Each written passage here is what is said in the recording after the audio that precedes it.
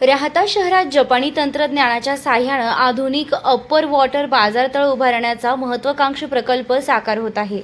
सुमारे 7 कोटी रुपये खर्चून आणि हायटेक बाजारतळ उभारला जाणार असून असा प्रयोग महाराष्ट्रात प्रथमच होत असल्याची माहिती भाजपचे प्रदेश उपाध्यक्ष डॉक्टर सुजय विखे पाटील यांनी दिली आहे। राहत्यातील आठवडे बाजाराचा प्रश्न गेल्या कित्येक वर्षांपासून चर्चेत होता। हा बाजार वीरभद्र मंदिरासमोरील मैदानात भरत असल्याने परिसरातील शॉपिंग कॉम्प्लेक्समधील व्यापाऱ्यांना मोठ्या त्रासाला सामोरे जावे लागत होते। शिवाय हे मैदान बाजारासाठी कमी पडत असल्याने शेतकरी व व्यापारी नगर मनमाड महामार्ग व साकुरी रस्त्याच्या कडेला बसत होते। त्यामुळे अनेकदा वाहतूक कोंडीची समस्याही निर्माण होत होती। हीच समस्या सोडविण्यासाठी भाजपचे प्रदेश उपाध्यक्ष डॉक्टर सुजय विखे पाटील यांनी पुढाकार घेतलाय। यावेळी कातनाल्याची स्वच्छता व एस्टिमेट तयार करण्याच्या सूचना दिल्या आहेत। कातनाल्यावर झालेल्या अतिक्रमणधारकांना नोटिसा देऊन कातनाला मोकळा करण्याचे काम तातडीने हाती घेण्यात येणार आहे। गुरुवारी डॉक्टर सुजय विखे पाटील यांनी नगरपालिकेच्या पदाधिकाऱ्यांसह स्वतः कातनाल्यात उतरत पाहणी केली। कातनाला अंडरग्राऊंड केल्यास त्यावर बाजारतळ विकसित करता येईल असा मानस त्यांनी बोलून दाखवला। कातनाल्यातील दुर्गंधीबाबतही त्यांनी नाराजी व्यक्त केली आहे। मटण मार्केटमधून निर्माण होणाऱ्या कचऱ्याची योग्य विल्हेवाट लावण्यासाठी इन्सिनरेटर बसविण्याची योजना करण्यात आलेली आहे। या यंत्रांद्वारे मटण मार्केटमधील जैविक कचरा जाळून नष्ट केला जाणार असल्यामुळे तो नाल्यात किंवा परिसरात साचणार नाही। त्यामुळे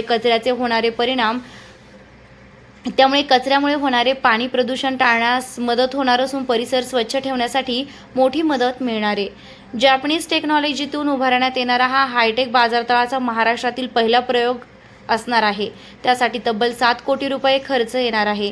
याबाबत माहिती देताना डॉक्टर सुजय विखे पाटील म्हणाले की राहता शहराचा बाजार वर्षानुवर्ष वीरभद्र मंदिरासमोर भरतो, परंतु या बाजारामुळे मंदिरातील भाविक व परिसरातील व्यावसायिकांना अडचण होते। शिवाय साकुरी व नगर मनमाड रस्त्यावरील वाहनांनाही अडथळा होतो। जर कातनाला अंडरग्राऊंड केला तर सुमारे 1 ते 1.5 एकर जागा वापरायला मिळते।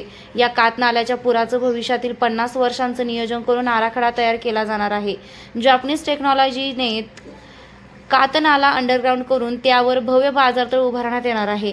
राहत्यातील मटण मार्केटचा कचराही कायमस्वरूपी नष्ट करण्याचा प्लॅन करण्यात येणार असून सध्याचं मटण मार्केटला स्थलांतरित करण्यात येईल असंही डॉक्टर सुजय विखे पाटील यांनी सांगितलंय।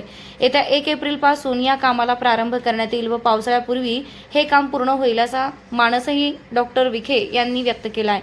यावेळी राहता नगरपालिकेचे नगराध्यक्ष डॉक्टर स्वाधीन गाडेकर व इतर नगरसेवक तसेच नगरपालिकेचे अधिकारी उपस्थित होते।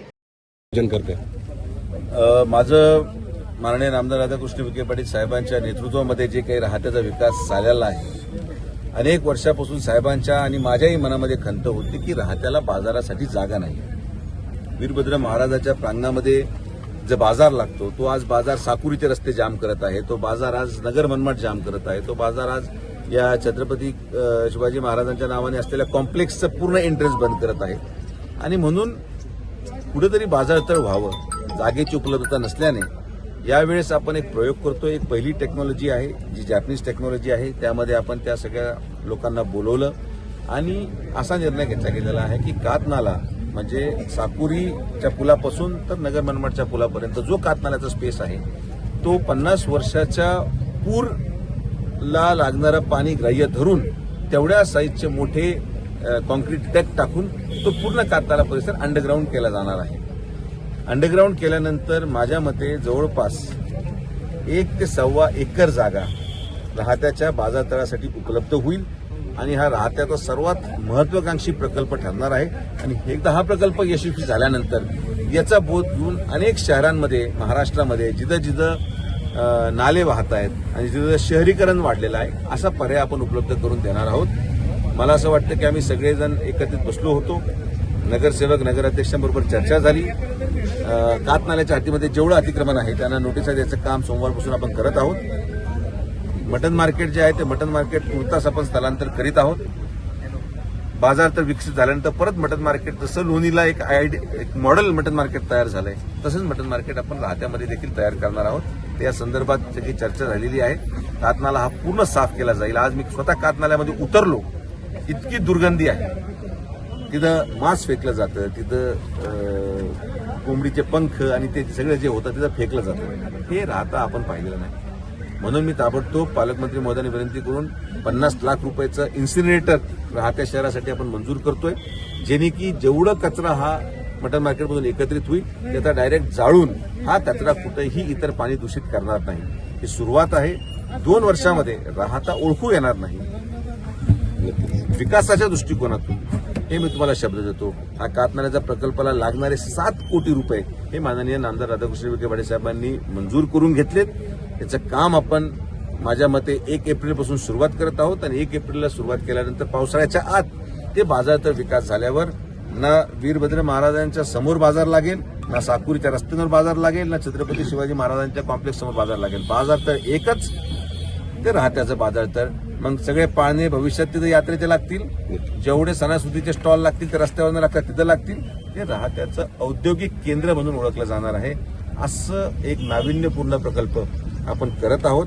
मला विश्वास आहे आणि मी राहत्या शहराच्या जनतेला विनंती करतो की जे काय आम्ही करतो हे तुमच्यासाठी आहे.